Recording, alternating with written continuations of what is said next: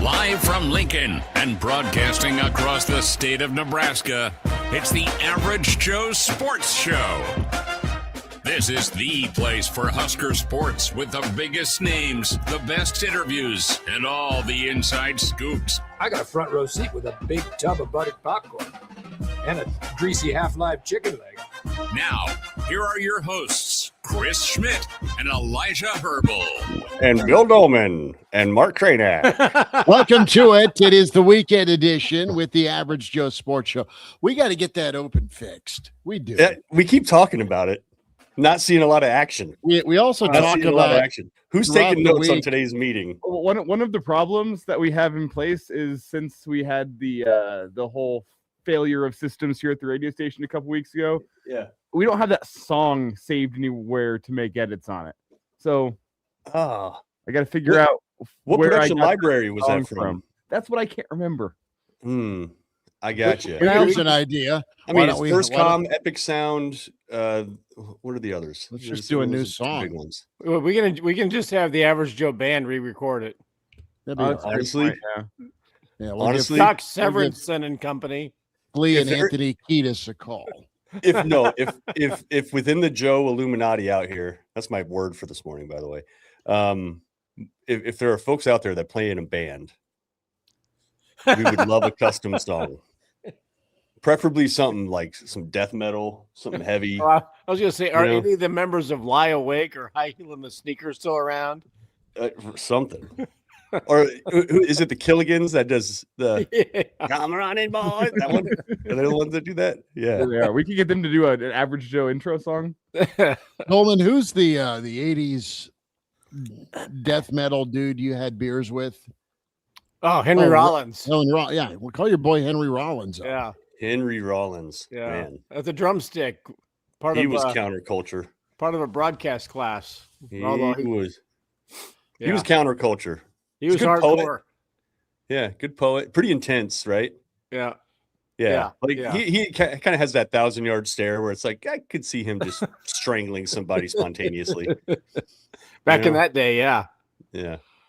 A similar stare by many Nebraska fans as they either left Ann Arbor or turned their TV off Tuesday night. They were not happy, but proud of the basketball team.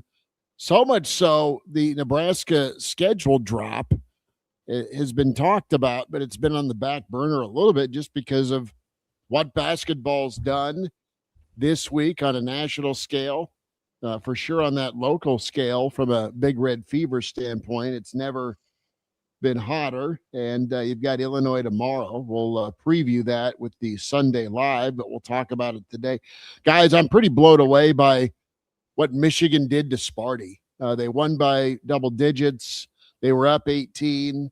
Michigan State came back and tied it, took the lead briefly, but Michigan looked just way better. And I didn't know that they'd go do that in back-to-back outings. They survived, fought for their life Tuesday night. Elijah was there in Ann Arbor, and Nebraska's got a chance to respond and rebound. We'll also get into the football schedule drop. We'll dive into some of the visitors that are going to be here for Junior Day weekend. And of course, Fred's big showcase coming up tomorrow with all these 4- and 5-star basketball dudes that are set to visit a whiteout. David checks in.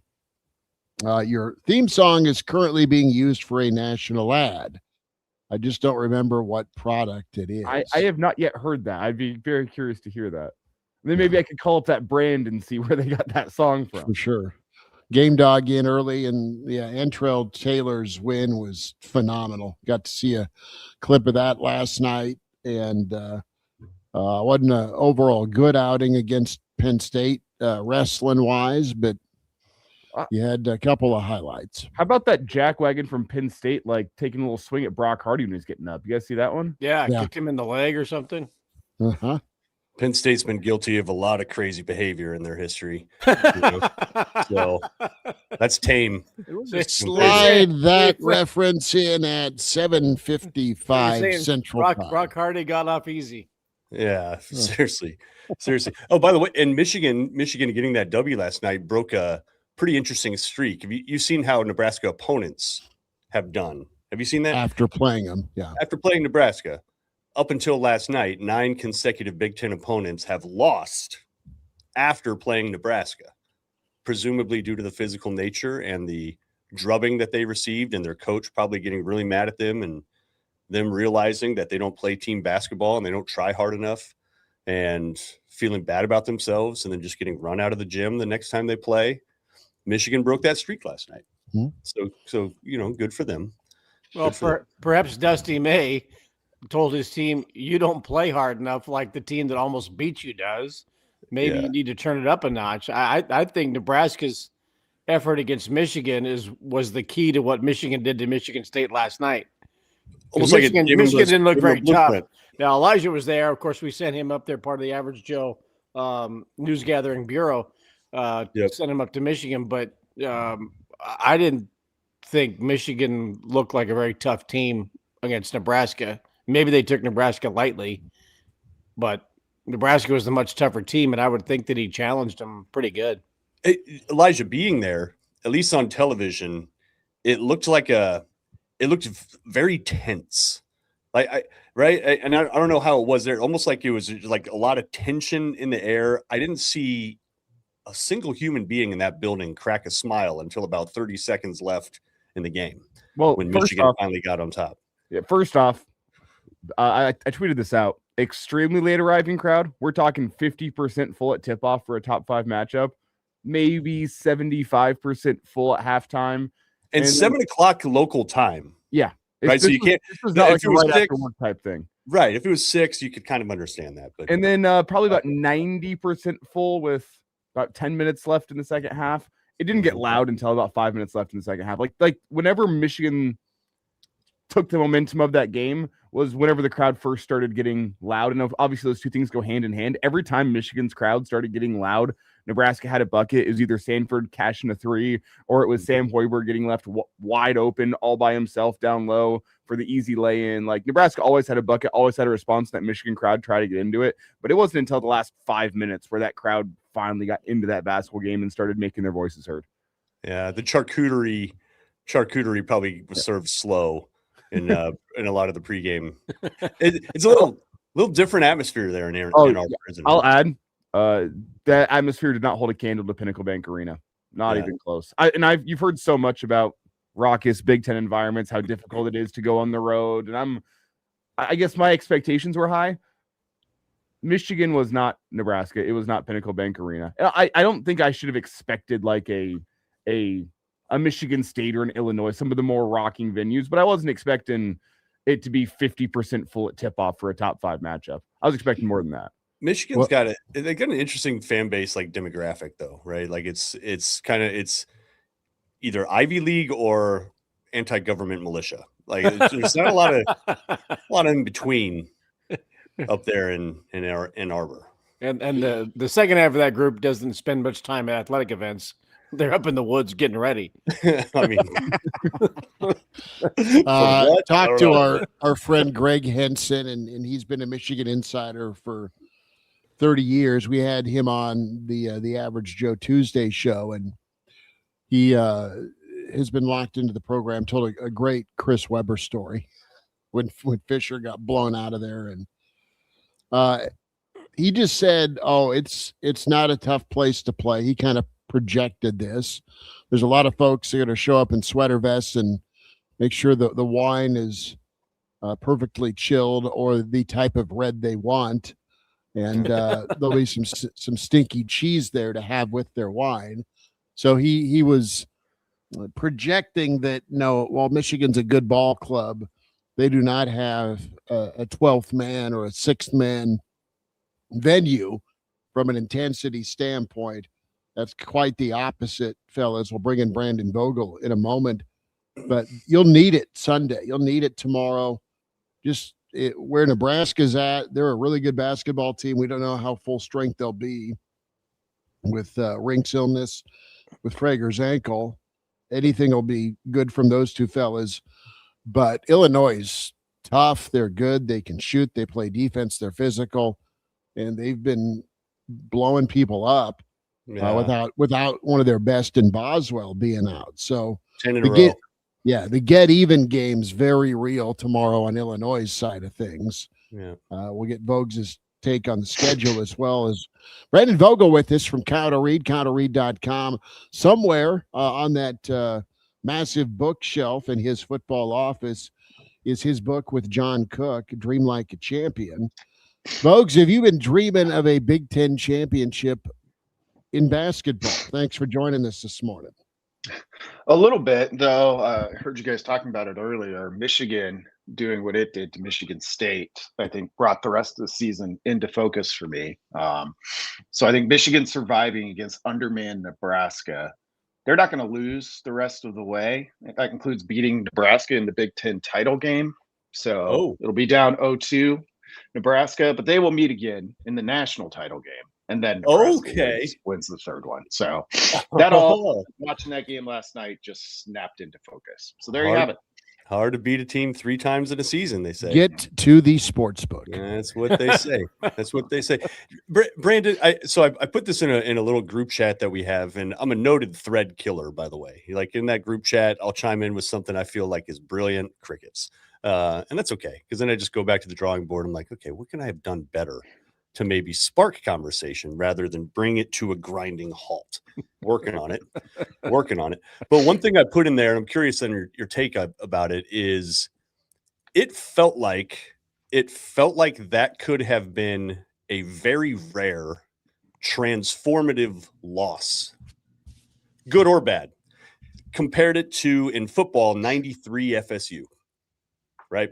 That game, transformative loss, because it erased any doubts that anybody had on the team, fan base, whoever. Okay, Nebraska can play with the fast Florida teams. Like, we all know that now. Same thing with 0-1 Colorado on the flip side. 0-1 Colorado, that loss happened. Everybody knew something was fundamentally broken and wrong, right? And there's not a lot of those kinds of losses in any team's history. Did that Michigan game, despite the loss, feel as potentially momentous as some of those other examples I just brought up from the football team? Yeah, possibly. I mean, I think you saw Nebraska, which had climbed into the top 5 because it was undefeated. Like, you couldn't keep it out. But there, as we saw both before that game and after, like, there was some skepticism around the team. And I think Nebraska doing what it did. So, like, even if it had been full strength, this was kind of a matchup of Michigan has all this future NBA talent. They're really big, of course, inside. And could Nebraska's brand of, like, team basketball, for lack of a better term, hold up against just a avalanche of size and talent? And not only did the brand of basketball hold up, but they did it without 2 of their 3 leading scorers. So I think you saw Nebraska get kind of the plaudits it deserved, even in a loss. I saw your message, Mark, and I started working on a response. So you didn't kill it. I killed my own response, but I was like, so this means Nebraska will win a national title next year. If we're using the 93 Florida State example. Hey, I think everybody would take that too. I'm sorry with my response on the text thread, but Schmidt's response was fantastic. He said Florida State used more lube.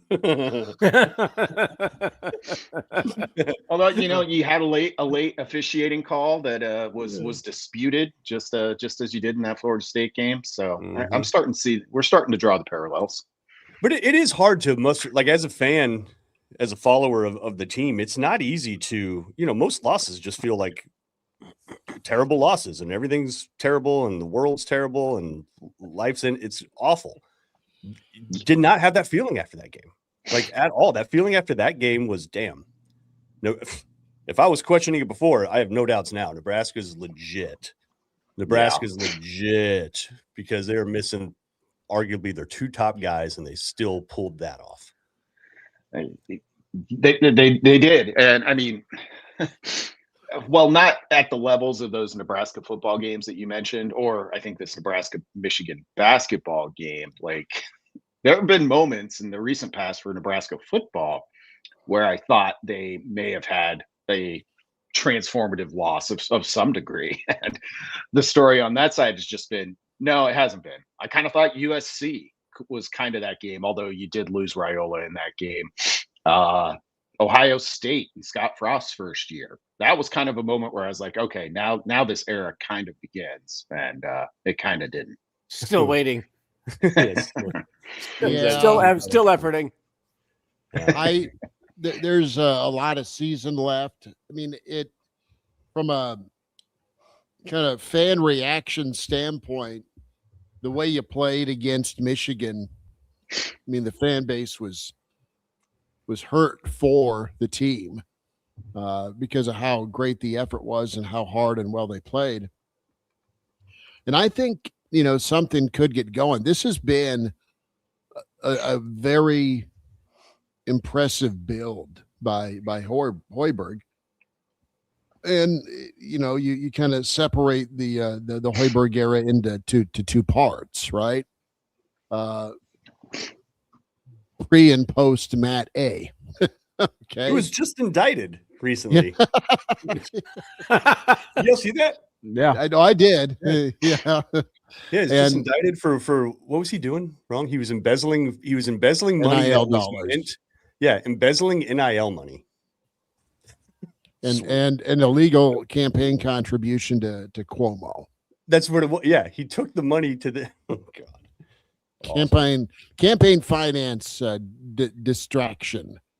But back to Fred though, Vogues, there's a line in the sand, and Nebraska's on the right side of that line right now. So I think they've got a special team with an impressive group, and they don't blink. And I think they really have a fun march ahead of them. They're not going to be burdened or bothered by this invisible force of, well, you guys haven't won a game. They don't care. They're that good to kind of overcome it. I don't think they'll cave or blink at pressure, right? They're just going to go keep doing what they're doing. I think Fred's done a good job of keeping their head out of the cloud, so to speak, and same with some of the key players on the team. But I think this is possibly a launching point for more relevancy and a higher level consistently of being an upper Big Ten basketball team and more tournaments than not. Like, instead of every 4 out of 5 years you get to the dance, maybe they turn the corner and every 4 out of 5 years they're in the dance. What do you think?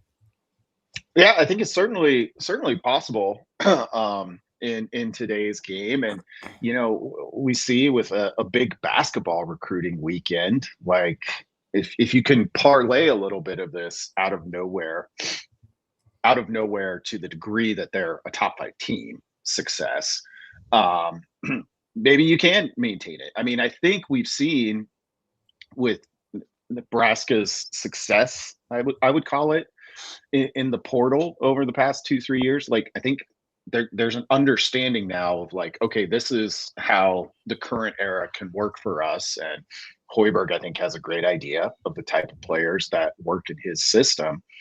If you can maintain that, yeah, you do have a chance to build some consistency here, I think, with Nebraska. I mean, it's one of the rare examples in men's basketball or football of patience working out. I mean, Hoiberg got the same to-do list, so to speak, from Alberts that Frost did in that 2021-22 offseason, and ended up being the end for Frost, but kind of ended up being a turning point for the Nebraska basketball era, a transformative to-do list, I guess. With all these players that are supposed to be here this weekend, 4- and 5-star basketball recruits, Nebraska has a team right now that is not exactly made up of 4- and 5-star basketball recruits. And as people have come to appreciate this team more and more, and its makeup, you start to see, oh, we're going to get 4 and 5 star people signing up. We've seen how sometimes signing 5 stars don't exactly work out all that well in terms of team chemistry. So I think you trust Fred to know that this is the kind of character guy that we're looking for, be it a 5-star high school recruit or a highly coveted transfer portal guy whenever that portal window opens up. But the thing about Nebraska basketball right now that has everybody enamored with it is the maturity, the experience, the team chemistry, seeming camaraderie, all of the intangibles that don't go into 5-star headline making signing recruits, because we all know that doesn't work out all that well, especially in the sport of basketball, where they come in with 5 and they're ready to go in 1. You know, this is the whole Kentucky model. Or if you overdo it in the NIL era, look at Kansas over the last couple of years.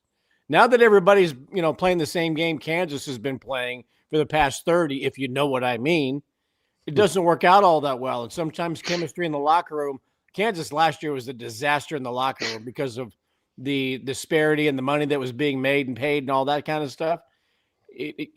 I hope people at Nebraska can appreciate what they have right now, because I worry about the kind of player that gets brought in, when you start adding all these stars and trying to keep people happy again. It's a legitimate concern, and I think it's kind of even a bigger concern in an era where we hear it in football, we hear it in basketball, and I think it's certainly true of this Nebraska team.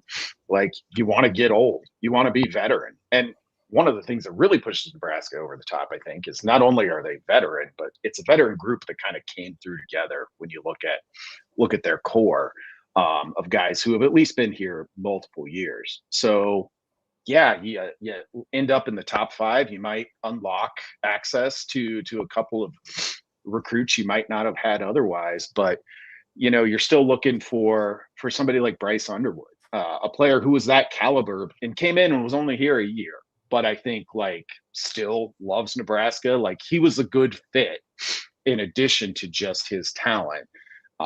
So you hope for Nebraska going forward, they continue to emphasize the fit piece of it. And every coach in the country says they are, but the proof's actually on the court. So we'll see. Bryce McGowan. Yes, sorry. Yeah. I know. I was sitting there racking my brain. I was like, wait a second. Was there a guy named? All I care about is if some 5-star comes in and Bud Crawford leads Nebraska onto the basketball court, that they let the boxer go first. That's all I care about. 5-star. Was that the Colorado game? Michigan this year. Michigan. Oh, okay. Yeah. That's all I care about, Fred. If you bring in a 5-star, let them know their place. Bud goes in first. To your point, Bill, you when you look at Nebraska's roster, Price Sanford and Rink Mass were 4 stars. Ranked as that. I don't know if that was via the transfer portal or out of high school. But everybody else, I mean, Sam Hoiberg was a 0-star. He didn't even have a rating. It was a services miss. Same with Cale Jacobson. No rating whatsoever.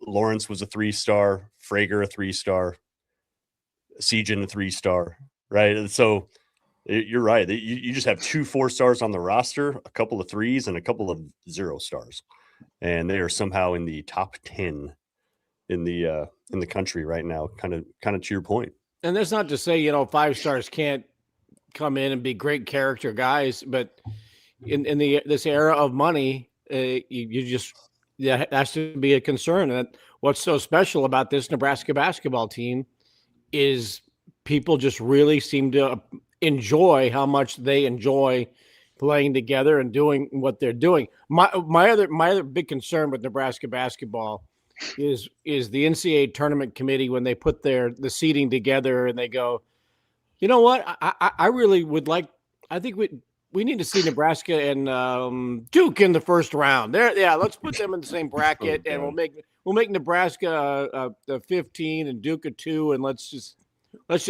America wants to see that game, Just like Texas A&M a couple of years ago, it just wasn't a winnable game, and that's my fear is what the NCAA tournament does to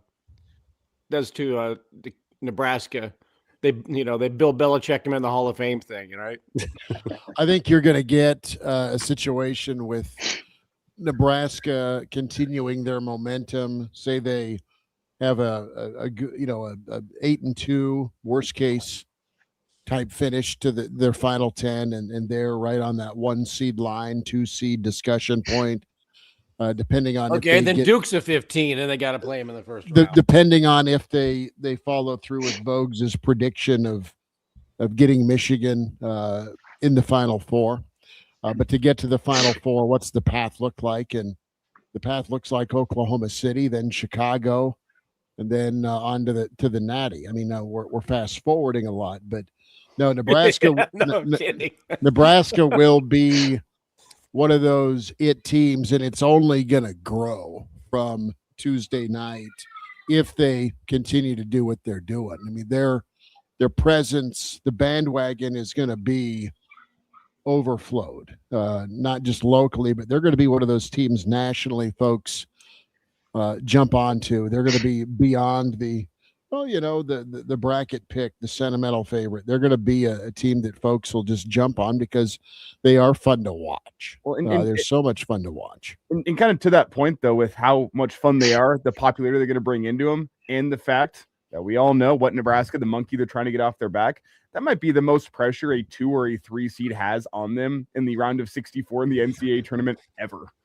It's their own pressure, though. It's their own pressure. They feel responsible, just kind of based on what Sam has told us, right? They want to do it for the program, and yes, the fans, and yes, KP, but they want to just make it from a program standpoint that they're the breakthrough. Hey, by the way, last week too, we talked. I accurately prognosticated that Jared Garcia is going to be the difference maker. That's why I didn't respond to your text. I was still scratching my head. Yeah, yowzes. Which one of us had Leo Curtis stepping up and pouring in 6 points against Michigan? Was that Schmidt? That's what I thought. Yeah, for sure. How about that 7'2" off the bench? Right? Didn't blink. And by the way, he's from what? Iceland, right? Yeah. And who was the other guy? Thorbjorn Yarsson. What was his name? It was Thor. It was Thor. It was just Thorbjorn Yarsson. Yeah. How the hell is somebody with the last name Curtis? I was just like, what? It's like Smith over there. Yeah. I know. Well, you've got a member of the Brazilian national team that Nebraska's been after for a while. We were told yesterday that could be a reality for Nebraska, and so on the Thor trip here, I'm wondering if you dust off Andre El Grande to help show the guy around campus tomorrow. The Brazilian steakhouse. Yeah. Yes. Take him to a Brazilian steakhouse. They'll clear out when El Grande shows up, man. They're going to lock the door. Vogues, what's your thoughts here on Nebraska's football schedule drop? The sequence, I know you wrote about it in Counter Read this week.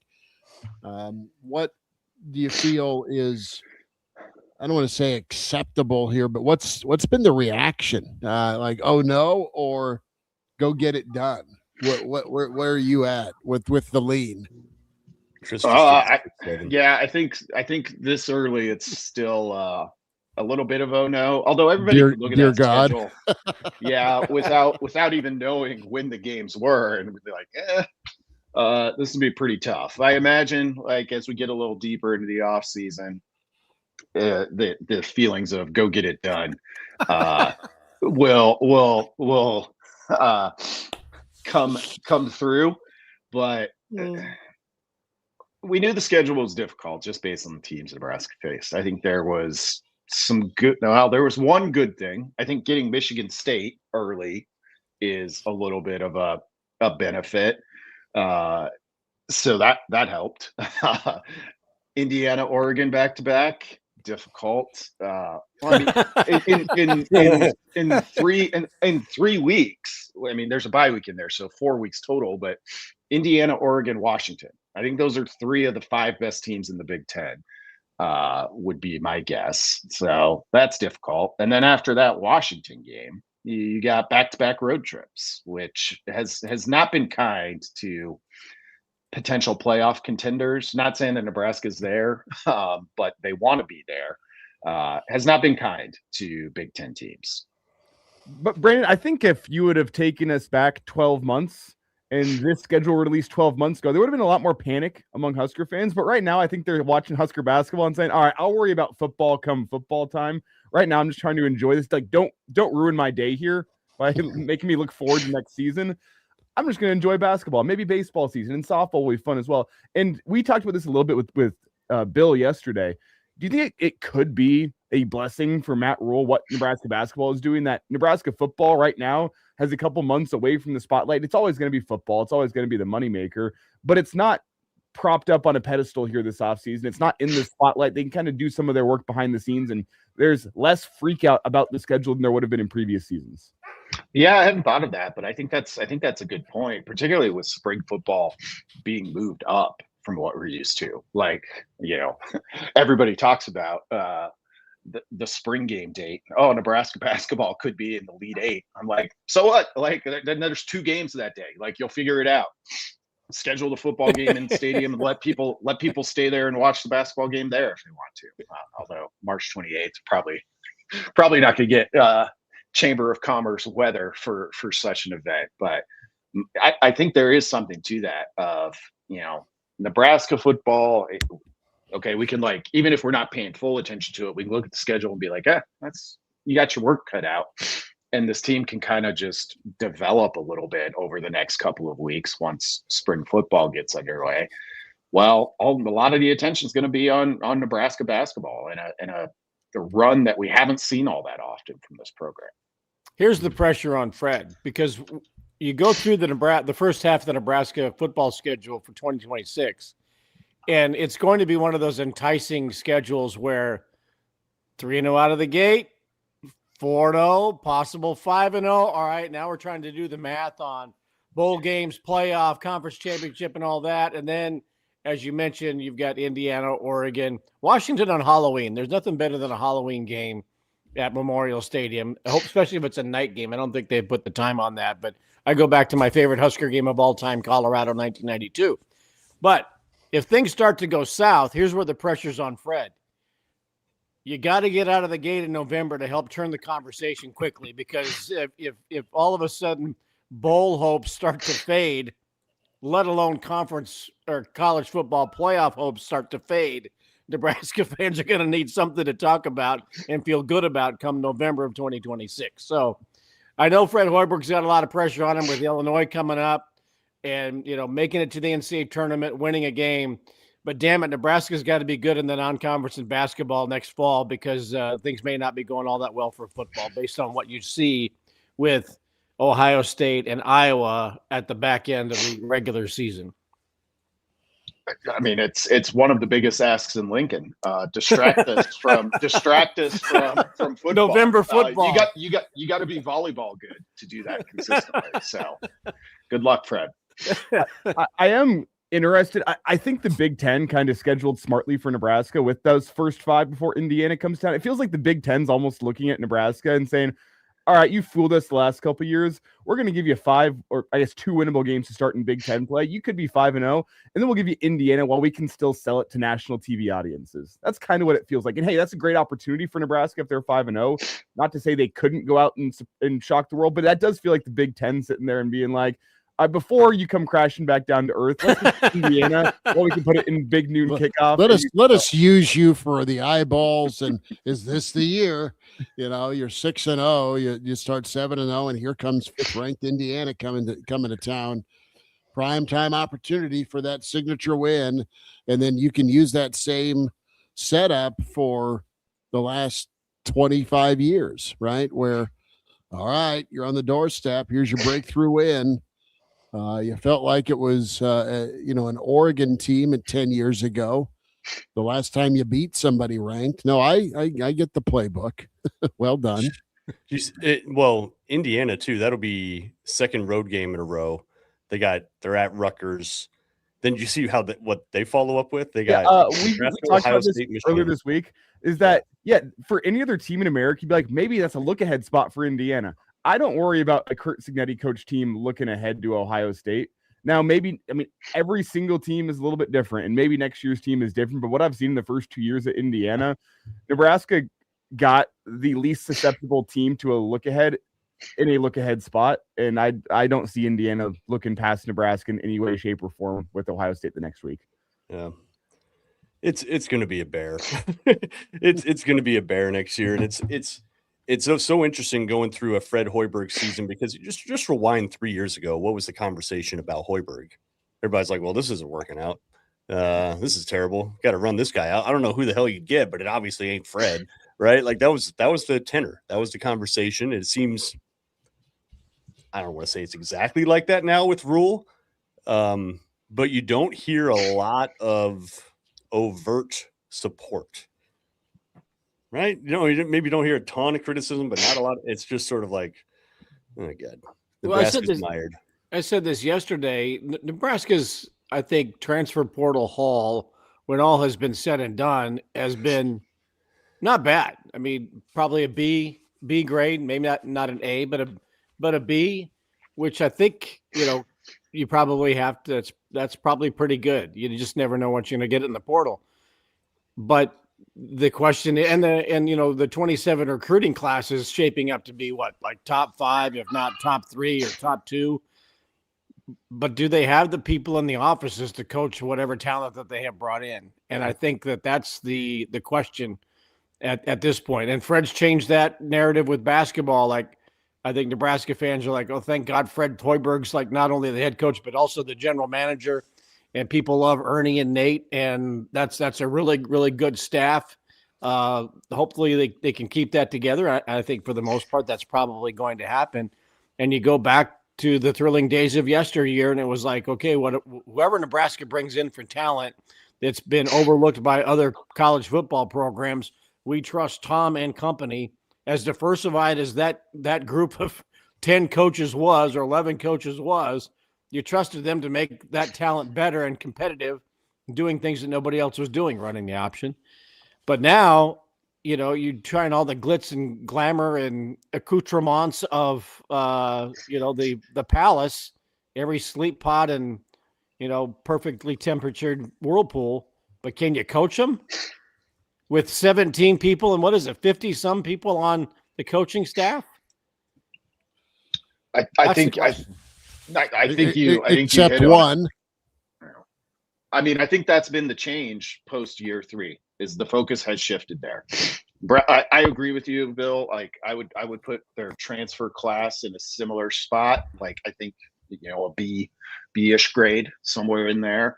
It's pretty similar to what they've done in the portal in the past. And it's not that I expected Nebraska to go out there and be this year's Texas Tech in the offseason.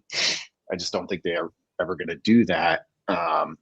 But because it kind of fell in line with similar classes, and because Nebraska is exactly 500 after 3 seasons, it has moved to like people still like Rule, I think, but it's introduced some skepticism, and it's particularly skepticism about kind of the coaching piece of it, because that's the part that never gets brought up about Indiana when we talk about James Madison and who they brought and how they did this. Is like they just have a coaching edge on most teams that they face, and you can see it in the level of execution, and that's still, I think, the ultimate determiner of who wins and who loses.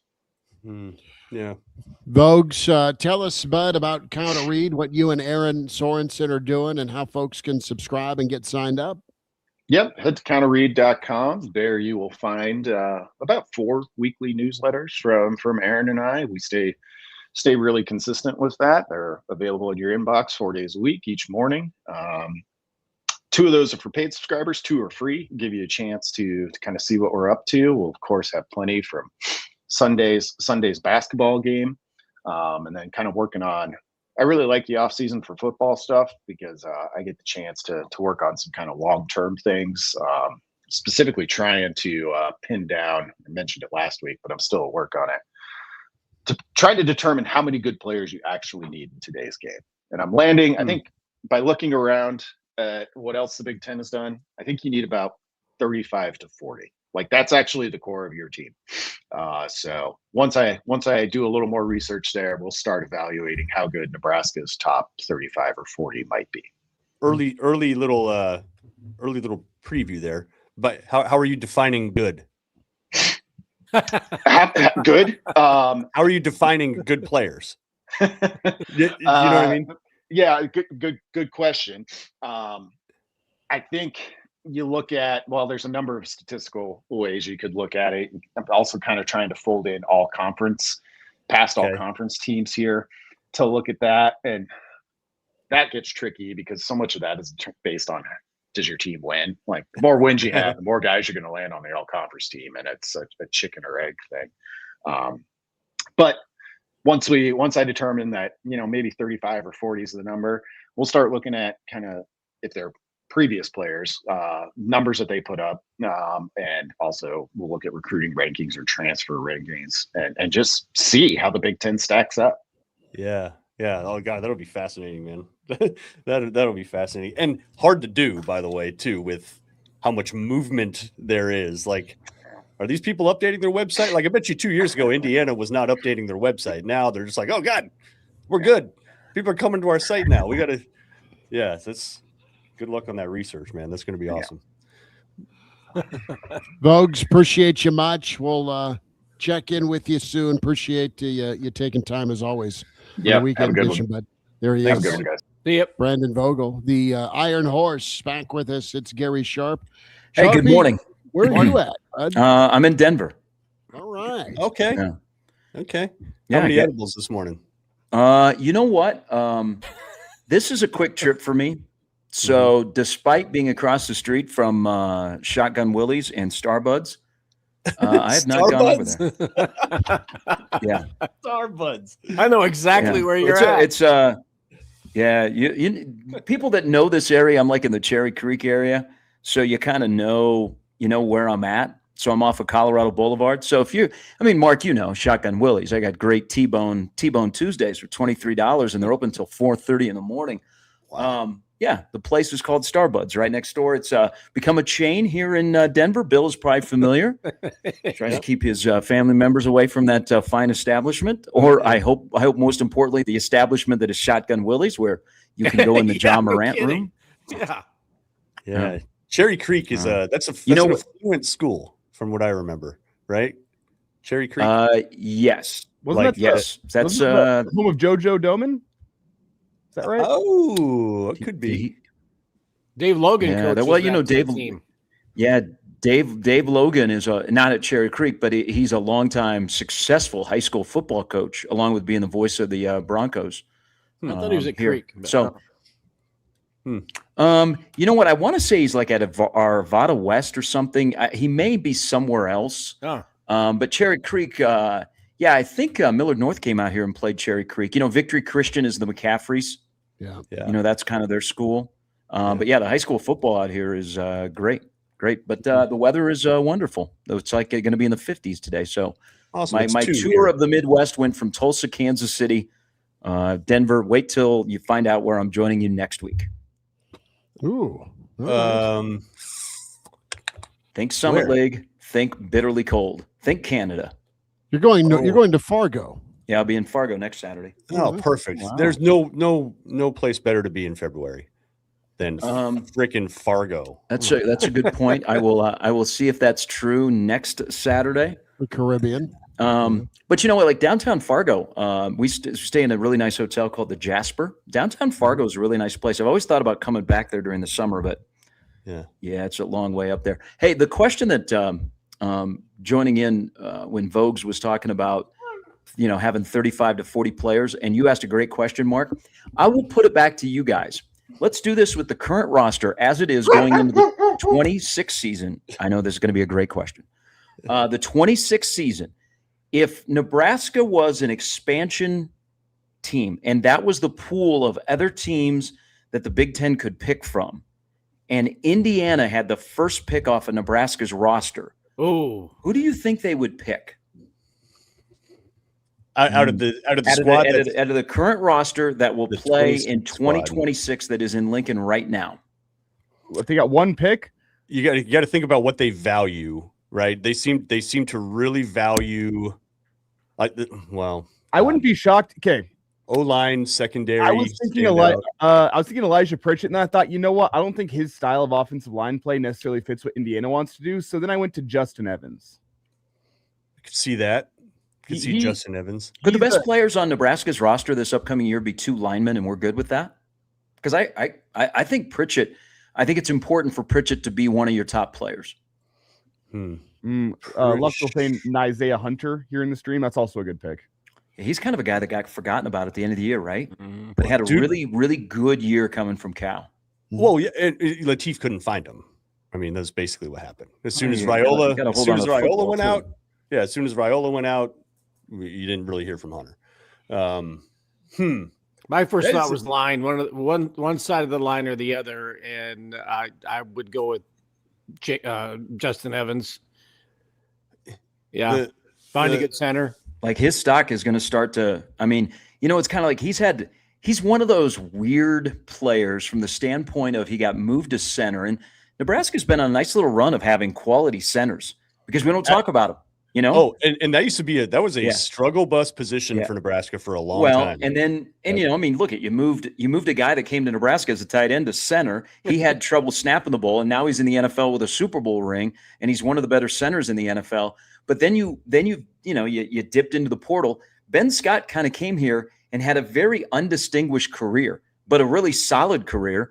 And then you move Evans because you need a center because they don't really recruit centers. They don't look at a guy snapping the ball in high school and go, that's going to be our center. They're moving guys to center.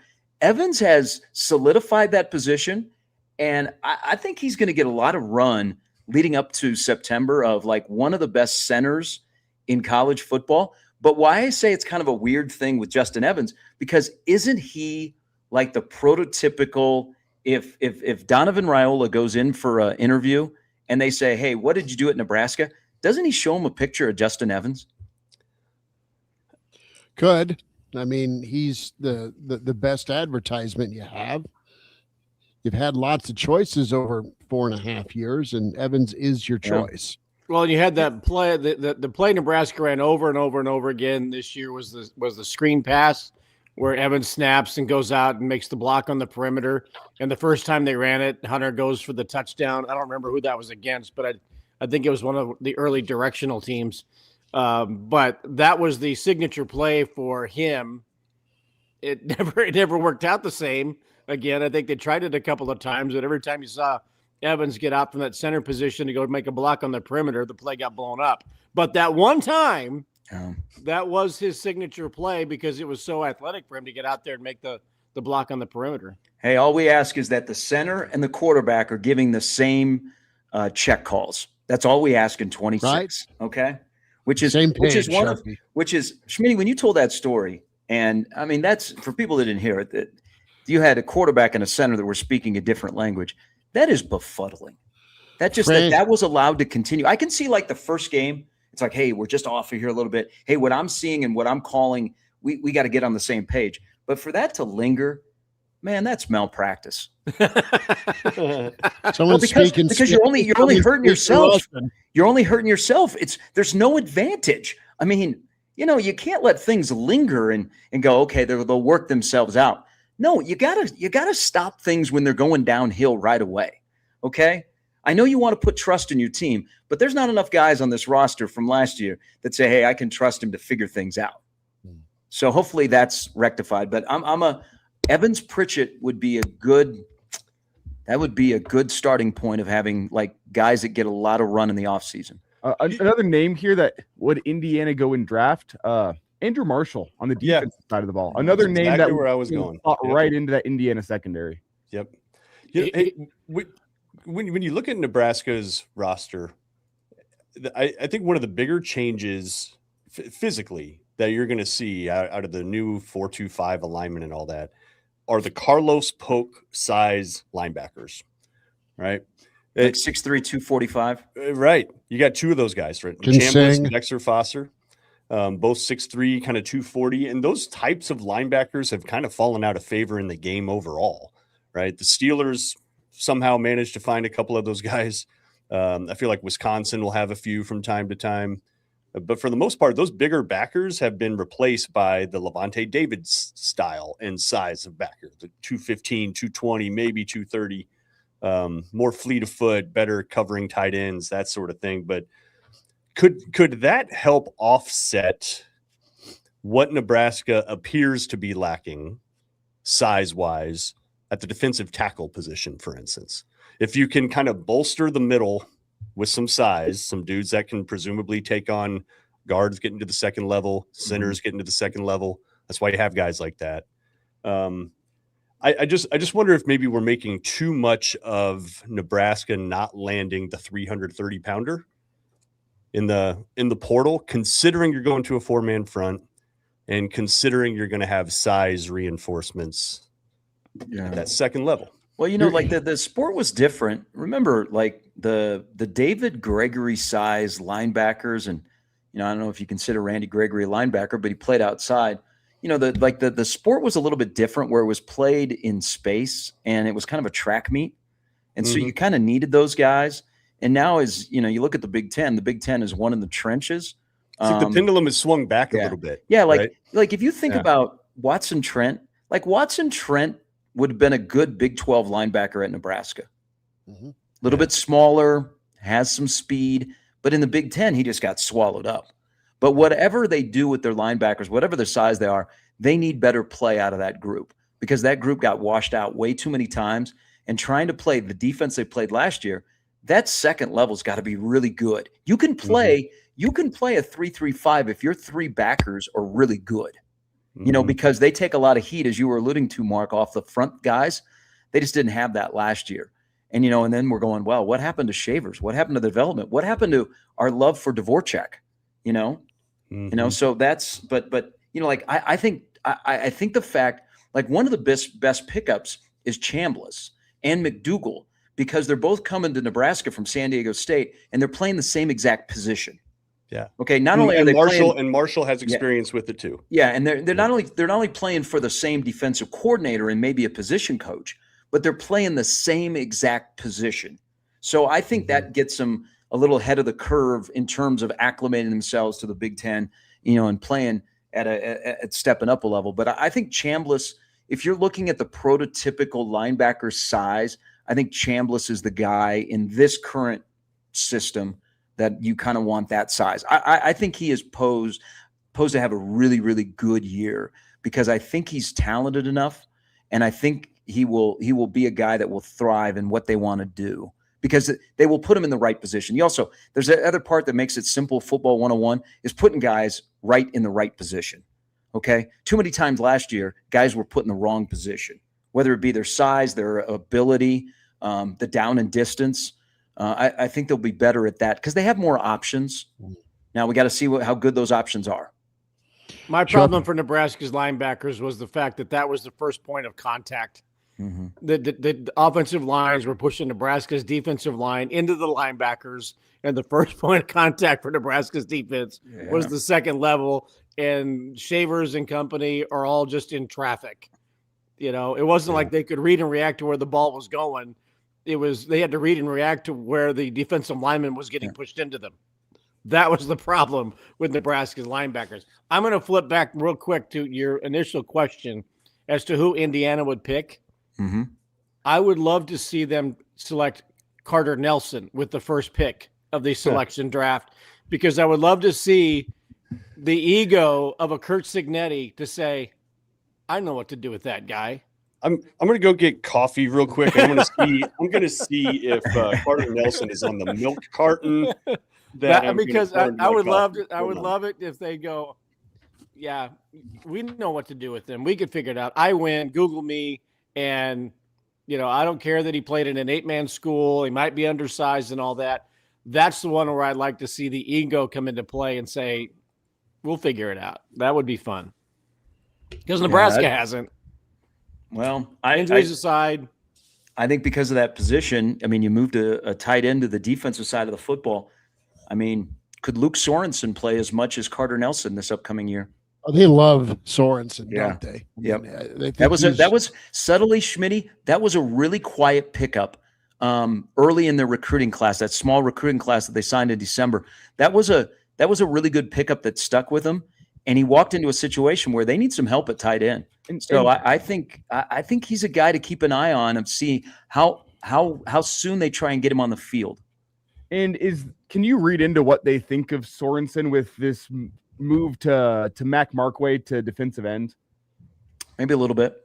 And I also wonder if that's injury related for Markway, but that's an interesting move where you go, okay. I mean, the guy's had he has a lot of athletic traits, but he's not been able to stay healthy, a couple of knee injuries, and you go, okay, what's the future of that guy? It's an interesting move that they're taking him and moving him to defensive end, because I don't think that's a position that – did he even play defensive end in high school? I don't think so. And, he's kind of more known as a blocking tight end. He got on the field as a freshman at LSU, so he's got ability. Hey, he would have – hey, guys, I know, the record is what it is, and, you got to overcome challenges. If you have, for their run game and to help the offensive line – if Bonner and Markway are healthy, they're going to help you out blocking. Mm-hmm. So I think Elijah, I think that has a lot. I think that has a little bit to do with it is, and also I think this, Rule has been, he likes to move guys around and see where they can fit better. But yeah, I mean, I think Luke Sorensen is a guy because that room doesn't have a lot of bodies all of a sudden. By the way, do you know who's still on the roster and somehow only a junior? Bly Hill. Like what? This guy, he's only a junior. And then you look at what happened to him. 2024, season-ending injury before the season. 2025, season-ending injury. Sorry, not before the season, during the season in 24. But so I mean, there are guys like that too in the program. Markway's one, Bly Hill's one that you just haven't been able to see, but have, Hill pretty much won a starting job or close to it at one time, and then injuries have set him back. Won't Hill and Doss always be tied together? Yeah. Yep. Sharpie, I want to ask you this, and it's football. We'll get to hoops shortly. You have 11 edge players now on the roster for Nebraska football. You have 11 defensive tackles. All right. Yeah, you're going to have 6. You need 12, maybe 15. How do we feel about that collection? Because you look at the schedule drop, you look at who you face, you have all different styles you're going to see in the Big Ten. You got your phone booth games, you've got spread them out games, and then you've got your kind of hybrid setups offensively. Does Nebraska, with this new defensive staff, get some throwback play where it is good against the run, where it's good to get after the quarterback? Those are two big time things that you're hoping for. I would hope so. I hope they find a way to get havoc plays. I think as the more I look into this defense and watch a little bit of what Orich has done in his career, I think one thing to keep an eye on to tell you if that defensive line is making a move forward, I think we're going to see more sacks from defensive linemen. We don't really talk about defensive linemen sacking the quarterback unless they've been Ty Robinson of late. I think you'll see more of and first and foremost, the leading sack guy for Nebraska can't be 2.5. Okay, that's ridiculous. You can't make a living in the Big Ten at that stage. But I think we'll see more sacks. I think one thing is, and we'll see how this plays out and what's the level of talent. Do they have to be put in position, or are they just good enough? It doesn't matter what position. Is they've coached themselves into some options. So they've packed that room, and you would think they would be able to find a few guys that could play, but how many snaps will they play? That's the thing. How many snaps can they give you where they stay on the field for all 3 downs? I don't think we'll see the hockey line changes that we saw a lot last year, or some of the other things they were trying to do. But it all starts up front. I think Riley Van Poppel is probably one of the main guys on this roster. He might not be the best guy on the roster, but I think he's one of the most important guys on the roster. because if he can get back to a semblance of what we saw 2 years ago or bits and pieces this past year, the more good than there was bad, then I think that solidifies some things, I think that gives you an option of a guy that's played in the Big Ten that has a body that you like. But that's why spring will be pretty important. I think those two position groups, Schmidt, I think are going to be great competition, because I don't think they want to roll with a ton of guys. I think they want to roll with a nice little core that go out that they can rely on every single week, that stay together.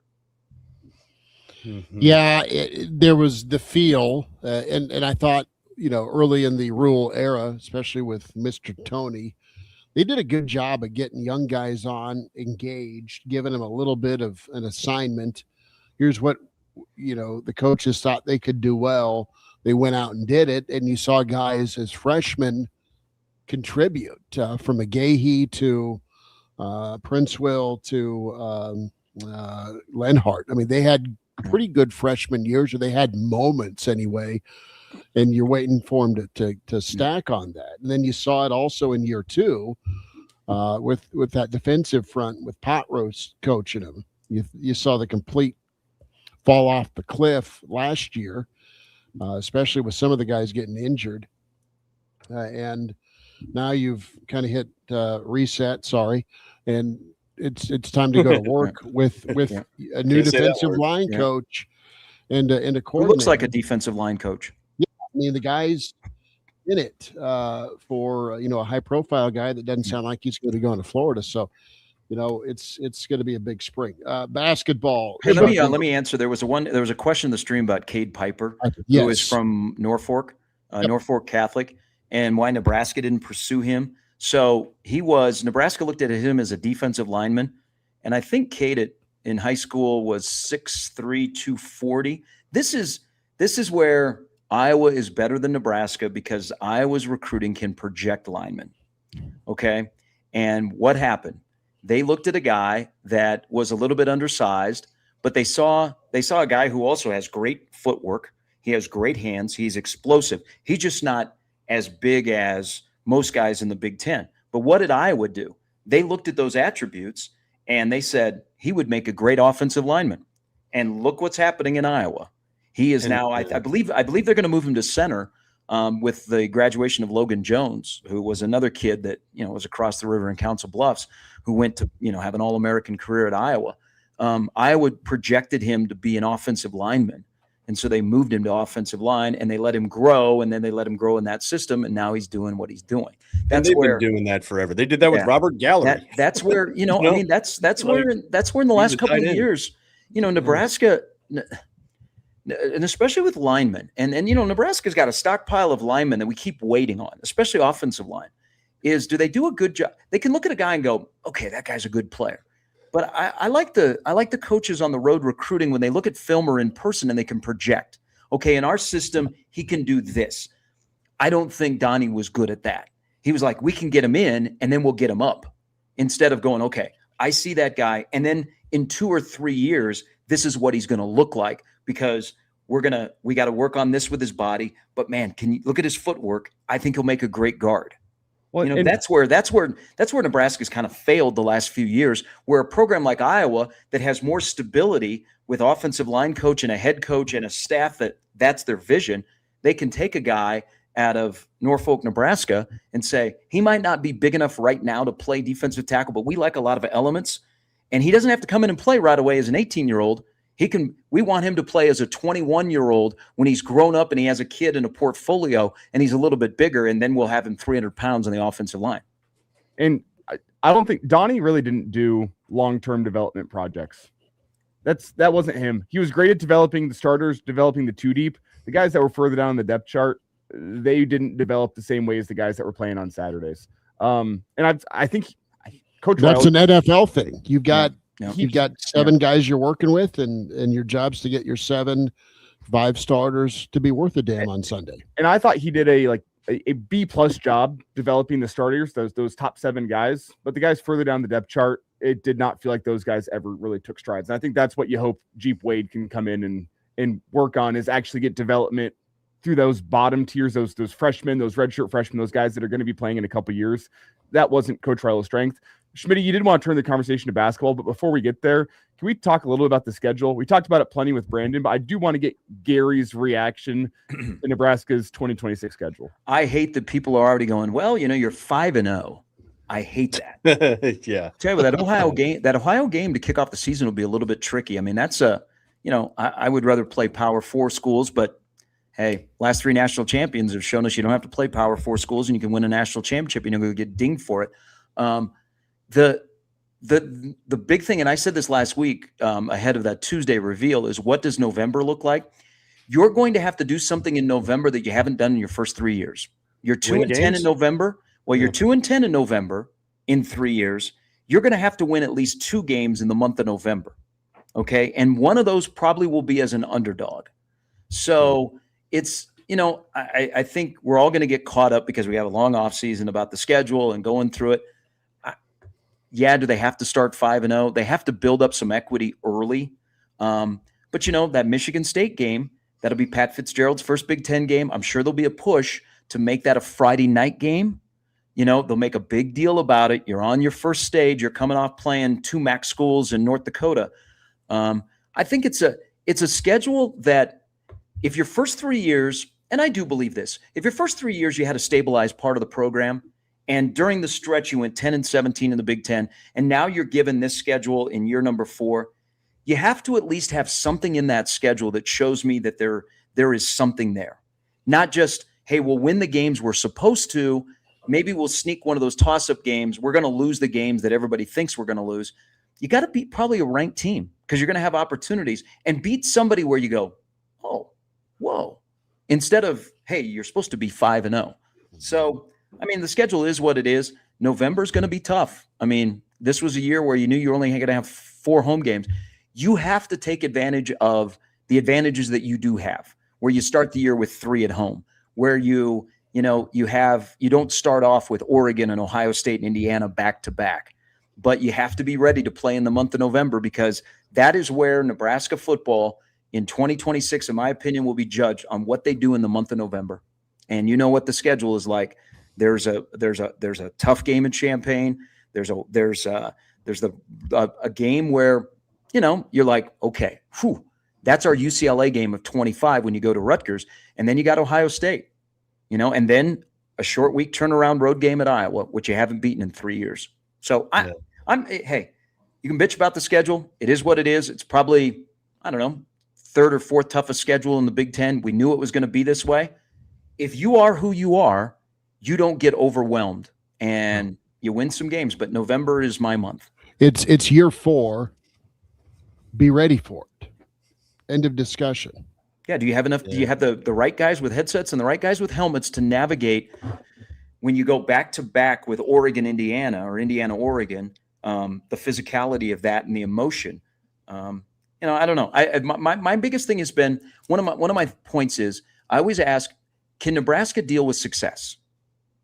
Like, they do have a chance to keep their head above water and build up some equity and get going. But when they get success, how do they deal with it? Like, I asked the question after Maryland. Okay, everybody's feeling good. It looks good. But here comes Minnesota. Didn't deal well with success. And then you kind of, you tripped along the way. Guys, so, how much of this year depends on Matt Rule's ability to handle drama behind the scenes in season? Right? It just feels like I don't know that he's going to have that got eliminated. That went to Eugene. Yeah, I don't think he's going to have this avalanche of drama. Well, comparatively speaking, I'm just saying, it appears, just like reading between the lines, that there were major issues with the defensive line coach and how he was connecting with players, right? And whether or not they checked out.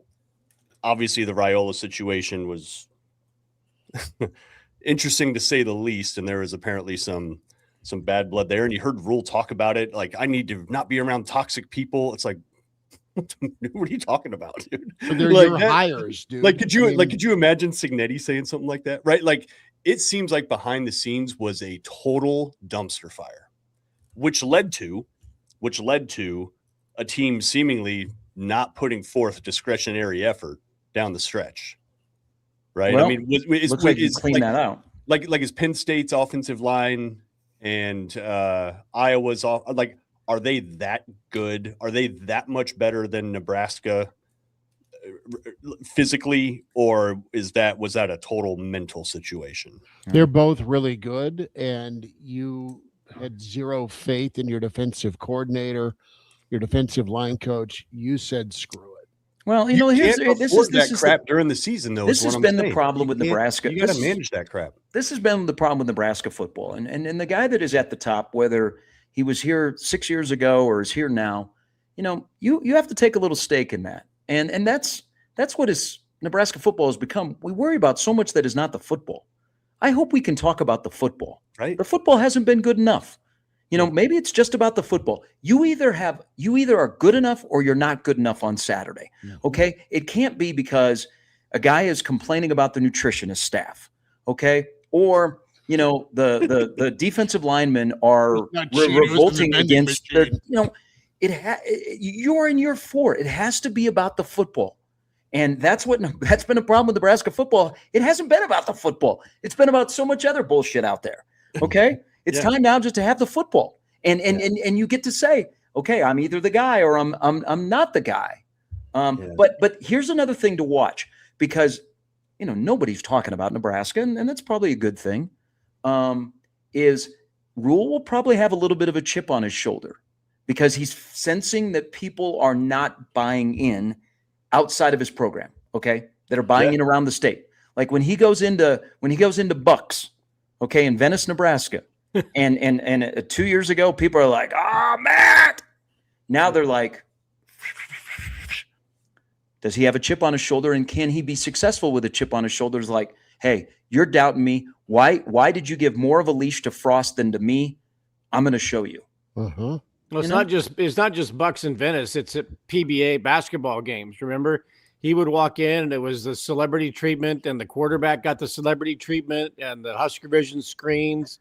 There was so much more going on with Nebraska football than Nebraska football, and it was the celebrity angle that hopefully has been erased. But he's had drama since the hiring of his buddy Satterfield. The whole first year was marked by, okay, you've got this freshman quarterback, but you've got an offensive coordinator that is just not very good, and people were ready for Sat to be gone midway through year 1.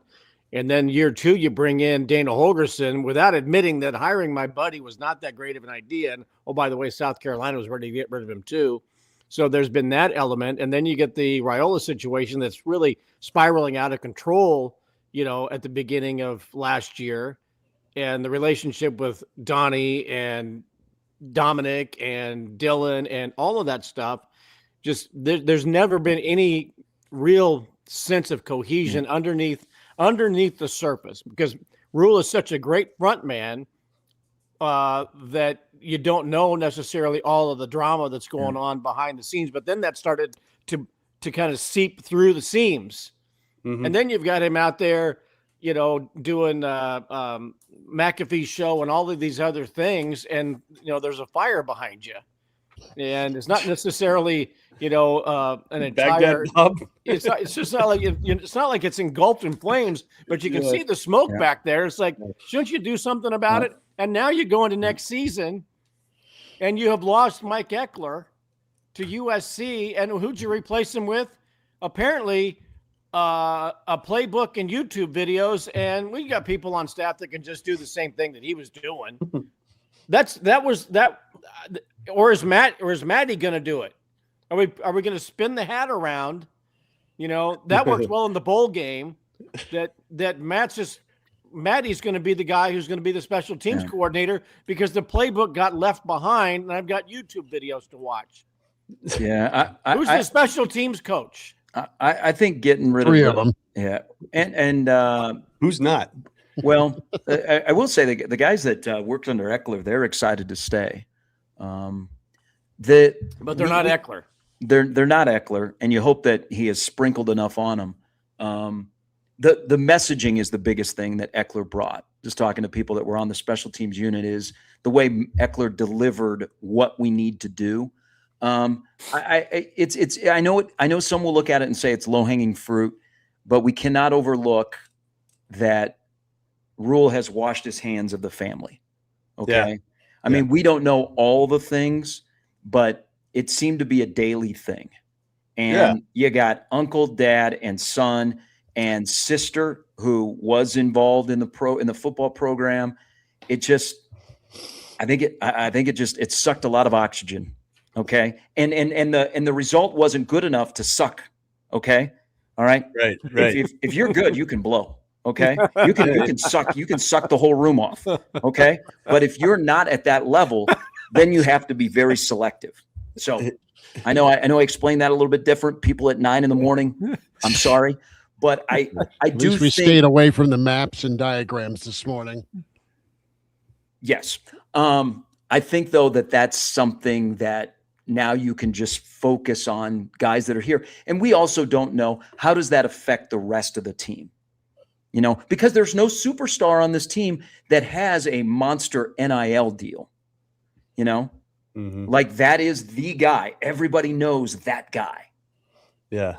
So there is a little less of that. And now Dylan is at a place where there's a lot more Dylans there, and that may be better for him to blend in. Yeah. Well, yeah. Dylan's one of 25 stars there. Right? Yeah. So, not everything is on him. Yeah. And I mean, is that it really? Like, is that what happened this year more than anything? We can talk about recruiting certain size and why this person needs to be a defensive tackler, but at some point you got to maintain sort of the mission and get everybody buying in and incrementally improving week after week. And it just seems like that wasn't the focus. They were as good. They were good, Mark. They were as good as their schedule. Yeah. Well, their hires were the problem. All right. Your defensive replacement hires didn't do the job and weren't, quite frankly, allowed to do the job they were probably comfortable with on that side of the football. Offensively, I think Dana said it multiple times, if you listened, that, you know, what's the play call I want to call, what's the play call I can call, and what's the play that actually gets called in the huddle. Yeah, you can't have a UCLA game where someone is questioning, hey, why does the offense look different with that quarterback compared to the other quarterback? Because he's doing what I called, and he's mobile. So you know, I mean, hey, it on to 2026 with a different kind of quarterback that seems to have a different persona, who's also a little bit older.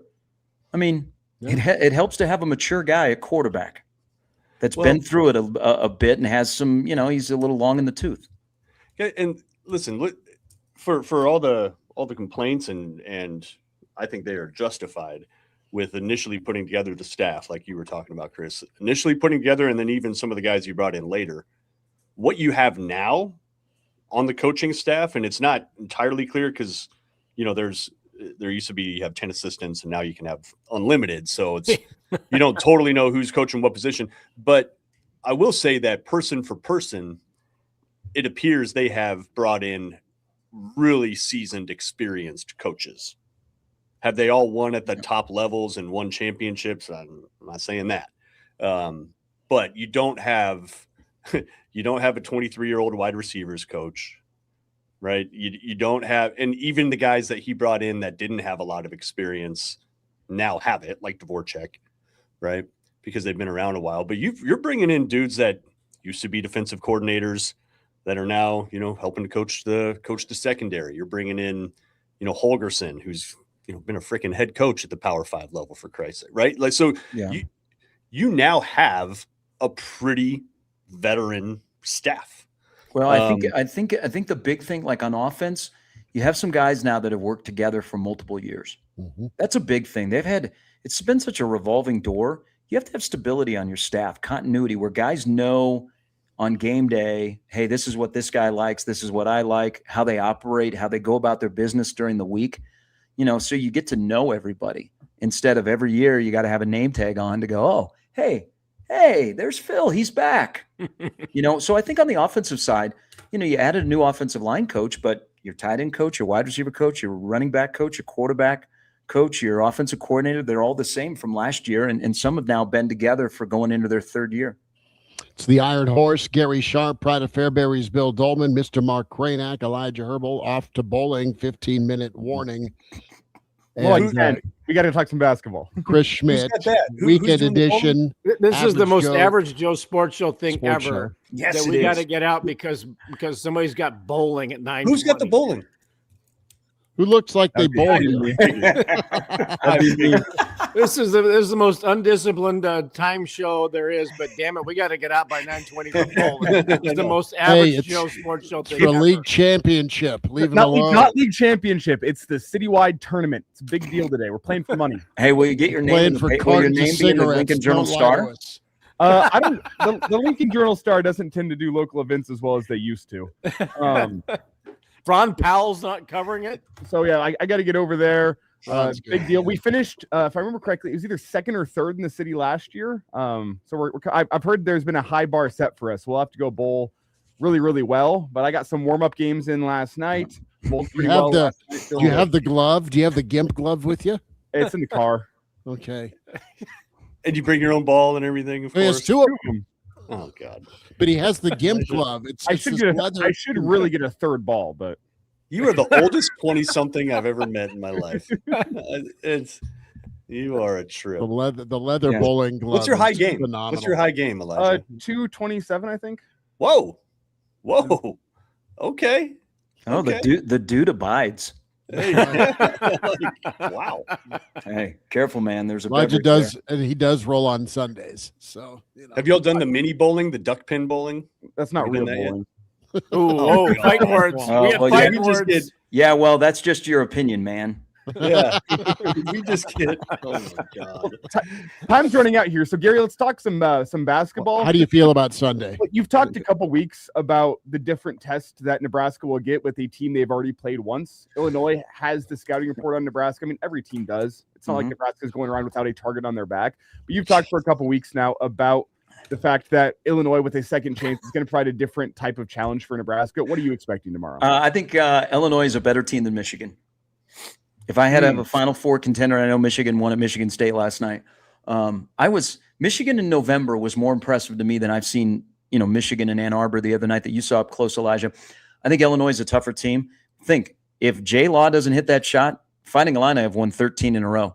Yeah. I think what'll happen to Michigan is that whistle that they're getting, a friendly whistle in the Big Ten because they have a reputation.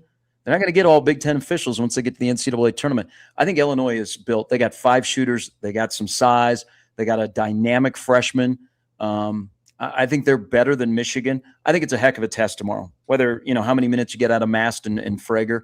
But the home court advantage needs to be taken care of. That'll be an angry crowd coming off the Michigan game. But Nebraska's going to have to be on point on defense with their switches. I think that threw Illinois off in the first meeting, the switches. It does take a while when you see Nebraska defensively and they don't play a no middle defense. You're like, whoa. But Illinois is built with their size. Remember, they out rebounded only Nebraska by 4. I think Bear K's got to have a big day tomorrow on the glass. We don't really highlight him. I know I'm fascinated by him, but I think the Turkish Nightmare has to grab some boards. God, if he could give you 8 or 9. But it's going to be a tough test tomorrow. I think it's a great game. I think it's 2 teams that nobody's going to be surprised in 6-7 weeks that are playing on the second weekend. But I think Illinois is better than Michigan. Michigan's great at trying to draw contact, and they got away with a couple last night. Did you see that one 3-pointer where they jumped into him sideways and they called it? Yeah. I think that's an offensive foul. That was disgusting. It was. Michigan's really annoying. They've got it. You know what? Here's contact. the thing that happens in college basketball, because like Seton Hall in the Big East, they played a game against Creighton where they just got a bunch of friendly whistles because they beat the crap out of Creighton. That's what Michigan does. Michigan has this reputation as this great defensive team that doesn't foul. And some of the metrics show you they don't. But then they get those, they're like, oh, no, they don't foul. So they get away with a lot of stuff. And you saw that against Nebraska, and you saw that against Michigan State. That doesn't work when you get to like that second weekend of the NCAA tournament and you get some officials that don't officiate you regularly. I like this Illinois team. I think they're a really, really good team that Nebraska played exceptionally well, but it's going to be key again. Nebraska's going to have to get off to a good start because we know this. The one thing about Nebraska is you never know where this is lurking. Doesn't it seem, guys, that every single game they will get on this either 5 to 10 minute stretch where they can't miss? Like Sanford and Lawrence early at Michigan, they were like bam, bam, bam, and got themselves a lead. So when is that going to happen? Is it going to happen early, middle, or is it going to be late in the game? But it just seems like it's very uncanny that Nebraska has that 5 to 10 minute stretch every game where they just get hot and everything starts to drop. And then they either come back and they grab a lead or they expand their lead. And they very seldom allow runs of longer than like 6, 7, 8 points. Michigan got on one in this last 6. Game, but right, like it's not the kill shot that the Evan Maya stat, the kill shot, the 10-0 run. Yeah, Nebraska doesn't give those up. Nebraska had a 13-point lead in the first half at Illinois, and they chipped away. It wasn't as though they ran back to Nebraska. It was chip, chip, chip. And then that game might have been tied at halftime, or Nebraska led by 2 or something, but the Huskers got out to a big lead. They had a tendency to do that a lot, where they get it to 12, 13, 14 points. And next thing you know, it's back to even, and they've got to put a run together in the second half. But that's what happened at Illinois. Now, I think it's fortunate that Nebraska has the revenge game at home and not having beaten Illinois in if they had beaten Illinois at home. Going to Champaign tomorrow would be, I think we'd all probably watch with one eye closed. But the fact that they've got that home crowd advantage tomorrow, I think that will be a significant thing. But I think Illinois is much more mentally strong than Michigan. I like them physically, but mentally, I think Illinois has Brad Underwood's mentality. They'll be purposeful tomorrow. Can I throw this out there? And I know people like to chuckle at the Crown. And by the way, Cale Jacobson and Bergen Riley, a celebrity couple at the Supernovas game last night, is, like Fred kind of brings up, and some guys do, how important the Crown was for those guys to be together and to play for something, and they won, and how that carried them into the offseason. Is there a Crown effect of Cale Jacobson? I mean, a year ago, guys, we would have never said that Nebraska would go, first of all, be playing in a top 5 matchup, and Cale would give you 28 minutes. Now, he was great in high school, but you're like, he's probably going to be an end of the bench. Maybe he'll give you like 8 to 10 minutes. He'll be a scrappy guy. He'll be sneaky athletic. Yeah. Remember what he did in the Crown? How important it was because of injuries, how much he played. I think he has benefited so much from that tournament in Vegas, because he gave you 28 quality minutes in Ann Arbor. He carried him. Like, he's the only guy that could make a shot in Ann Arbor in the second half. He hit the big 3 a week ago at Minnesota. Yeah, he just picks his spots, but he doesn't force it. Yeah. And he's so versatile with how he can dribble, and then, he's giving free piggyback rides and getting called for it, boxing out a guy that's a foot taller. That was a couple 3 screw jobs in Ann Arbor. No, he really plays his role well, and there's just a ton of confidence that started, I think you're right, Sharpie, out in Vegas, and it's just kind of moved on to this season, and he's just a junior. So, I mean, you're seeing Fred again, and Nate develop guys everywhere, all across the different spots on the floor. You need Garcia. You need Garcia tomorrow. And what about Leo Curtis, who kind of looks like Rink Mast, right? Well, with Garcia, though, he's just got to not go. He's trying too hard. I think the last couple outings, he just kind of came in and just played against Illinois, right? So can you kind of get that type mentality and effort out of Garcia? I mean, you'll get good effort out of Garcia.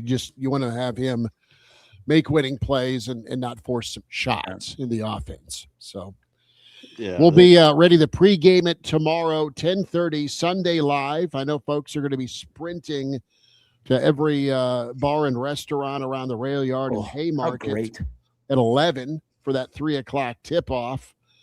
And we'll be there to get you primed and ready with the Sunday Live Average Joe Sports Show at 10:30. One more Nebraska thing. will be a 2-point favorite. That's my prediction. That's the number? Okay. Yep, 2-point favorite. Well, Sharpie's been nails with that. He nailed the Michigan one. So if Sharpie's saying it's gospel. Thank you. Hey, one more thing. Nebraska baseball starts in a couple weeks. And I don't think we've talked enough about that. And I think maybe, I don't know, Elijah's bowling team can be compromised by a quick discussion about what Nebraska's got. And nice little comment from Kevin in the stream. Good luck today, Elijah. Go suck the room off. Just reading what's on the prompt. No more thing. Damn it, we got bowling. Hey, but first we can talk about baseball next week, Mark, because softball begins next week. Have you guys gotten this? Hey, what happened to Jordy Ball? I thought she had a year of eligibility left. Yeah, it's Jordy Fromm, everybody. Yes, Jordy Fromm, State Farm. Hey, I don't think Trey gets enough credit for Jordy moving back to Nebraska, because Trey is from Elkhorn. Of course, Jordy is from Papillion. Trey was on the baseball team and moved back, Trey. And now they're married. But how many people will go, what happened to Jordy Ball? Because she is going by Jordy Fromm.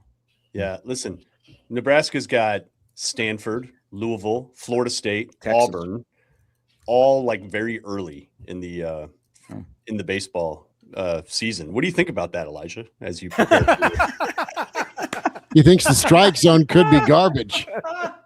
See, I'm willing to bet that what Elijah's doing here is he said 920, knowing that it really meant 924.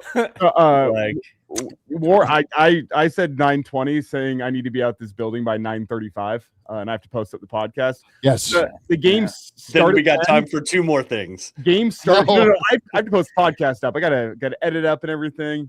Warm up start at 9:50. Game start at 10. If I'm not there at 10, our team does forfeit. So, really? That's hard. He's not BSing yet. I'd like to be warm by the time the game start as well. So. This is not NOM. This is bowling. There are rules, Mark. Wow. You have to forfeit? If you have all 5 people start your game, you can't compete. It's over. Oh, come on. Hey, it's serious business. We need to change some of these rules here.